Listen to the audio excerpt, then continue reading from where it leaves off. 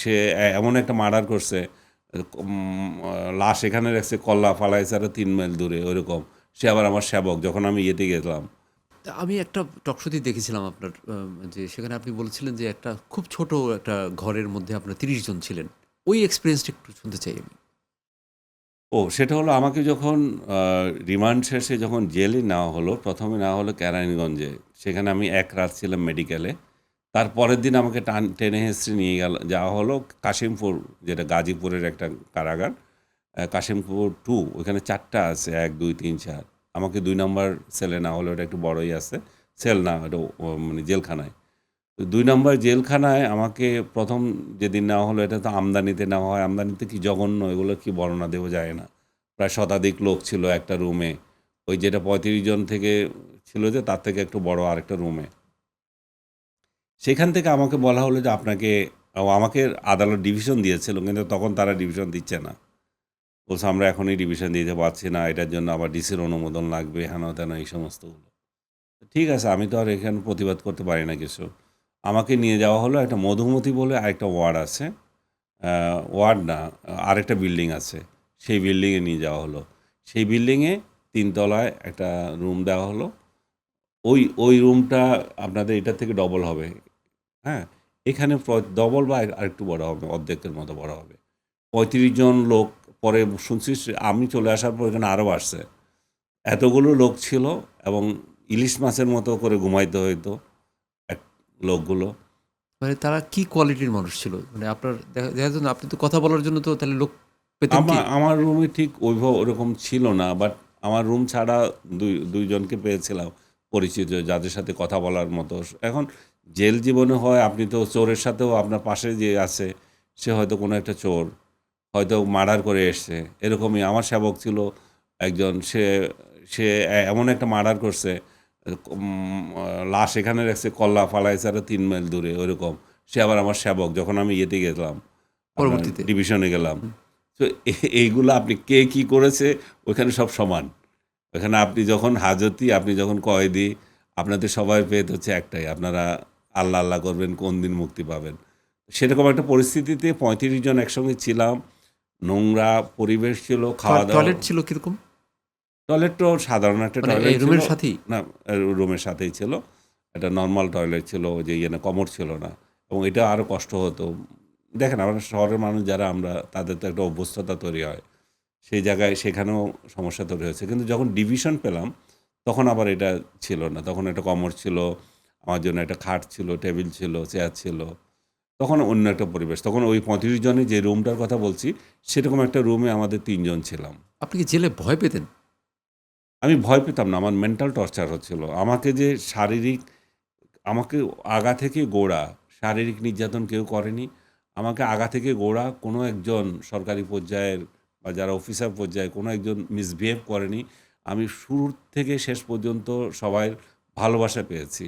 সবাই আমার প্রতি সিম্প্যাথাইজ ছিল এবং আমার সঙ্গে দেখা হয়েছে, এটাও অনেকে গর্ব করত যে আপনার সাথে দেখা হলো। এবং আমাকে যে ইন্টারোগেশনে ছিলাম আমি, তখন যে কর্মকর্তা আমার জবানবন্দি নিচ্ছে, সে তার বউকে ভিডিওতে দেখাচ্ছে, দেখো আমার সামনে কে বসা আছে।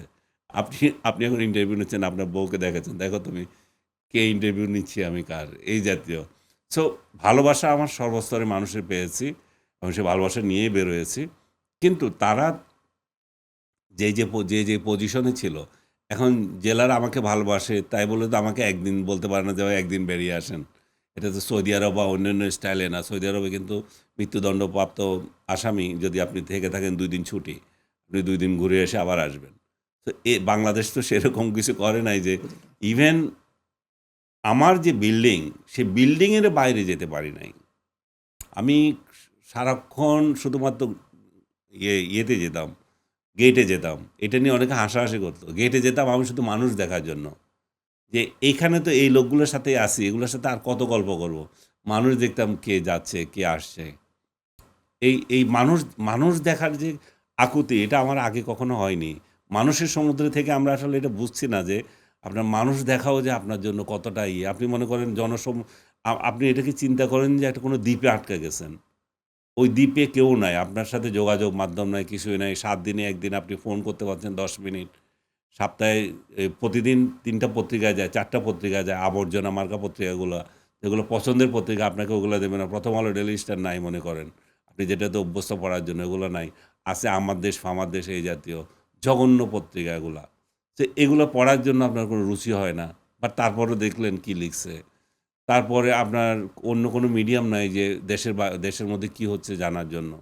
বিটিভি একটা আছে, এর চেয়ে জঘন্য টেলিভিশন তো আর কিছু হতে পারে না। এটা না দেখলে কেউ বিশ্বাস করবে না। এটা দেখতে বাধ্য হয়েছি বলে দেখেছি। কিছুই নাই। আর একটা মজার কোশ্চেন, এই কোশ্চেনটা মজার। আমি আপনার ওই ভিডিওগুলোতে দেখতাম যে আপনি সবসময় চামচ দিয়ে খান, কাঁটা হ্যাঁ, চামচ দিয়ে খান। তো ওখানে আপনি কাঁটা চামচ পেয়েছিলেন? একটা পেয়েছিলাম। আমি এটা ৳১০০ দিয়ে কিনে নিয়েছিলাম। ১ম পাই নাই। ১ম একটা চামচ আমাকে দিয়েছিল, প্লাস্টিকের একটা চামচ ছোট। ওটা দিয়ে কোনোরকম খেয়েছি। হাত দিয়ে খেয়েছি। আমার এটা একটা বড় বিষয় হচ্ছে যে অনেকে আমার বলে, "আপনি হাত দিয়ে খান না কেন?" ভাই আমি ৯৭ সাল থেকে আমি হাত দিয়ে খাই না। কারণ হাত দিয়ে খেতে আমার অস্বস্তি লাগে। এখন অভ্যাস হয়ে গেছে। এখন ভাত ধরলেও পড়ে যায়। এরকম অবস্থা ছিল। কিন্তু জেলখানায় গিয়ে এটা আবার আমি রপ্ত করে ফেলছি। ওই ১ মাসের মধ্যে আমি আবার হাত দিয়ে খাওয়া শুরু হাত করছেন? দিয়ে খাওয়া আমার প্র্যাকটিস হয়ে গেছে। এখনো পারফেক্টলি হয় নাই। বা আমি তো জীবনে খাই নাই তা তো না। আমি তো খেয়েছি, হাত দিয়েও খেয়েছি। তো এখন আবার অভ্যাসটা আবার করেছি। আমার মনে হলো যে না, হাত দিয়ে খাওয়া খারাপ না। মিক্স করে খাওয়ার একটা আলাদা মজা আছে। কিন্তু আমি যে চামচ দিয়ে খাই সেটার আলাদা মজা হচ্ছে যে আমি প্রত্যেকটা আইটেমের স্বাদ নিতে চাই। মিক্স স্বাদ না। ঠিক স্বাদ। হ্যাঁ, এবং এইজন্যই আমি আলাদা করে খাই এবং আমার চামচ দিয়ে খেতে ভালো লাগে। তো জেলে ওই যে আপনি বললেন ৳১০০ দিয়ে একটা চামচ কিনলেন। জেলে কি এরকম আরো অনেক ফ্যাসিলিটি পাওয়া যায় টাকা দিলে? পাওয়া যায় কিন্তু দাম অনেক বেশি দিতে হয়। মানে ফোনে কথা বলা যায়? না, ওটা যায় না। ওটা যারা অবৈধভাবে নেয় তাদের সাজা হয় যদি যদি ধরা জেলে পড়েন? ধরা পড়ে। আমি ওই ধরনের দুঃসাহসিকতা দেখাতে চাই নাই। কারণ দরকার নাই ওগুলো। মানে যে আমি শুনলাম আমি যে খুব অনেকে আইন সিগারেট মেনে খায়, চলা লোক। হ্যাঁ? সিগারেট খায় বা যারা না, ধূমপান সিগারেট তো করে। খাইতে পারে। সিগারেট তো খাচ্ছে। সিগারেট ওইখানে জেলখানায় একমাত্র জিনিস সিগারেট, যে লোক কোনোদিন সিগারেট খায় না সে ওইখানে গিয়ে ডেইলি ২ প্যাকেট সিগারেট খায়। কারণ তার টেনশন, এবং জেলখানায় ঘুষ হচ্ছে সিগারেট। একজনকে আরেকজনের ঘুষ দেবে সেটা হচ্ছে সিগারেট। এবং ঘুষ হচ্ছে যে ওইখানে কতগুলো স্লিপ আছে। ৳১০, ৳২০ আপনি এটা কিনতে পারেন। ওগুলা ৳১০০, ৳২০০ আপনি দিলেন, ওরে দিলেন ঘুষ। কাগজের কিন্তু ওগুলা। ওই পিসি থেকে আপনাকে অ করা হয়। ওগুলা দেওয়া হয় আরকি। আচ্ছা, আচ্ছা। তো আপনি ওগুলো বিলি করতে পারেন এবং নগদ যেটা দেওয়ার ওটা হচ্ছে সিগারেট। আচ্ছা, ওইটা হচ্ছে এভাবে আরকি লেনদেন হয় আরকি। লেনদেন হয়। তো সবাই সিগারেটখোর হয়ে যায় ওখানে।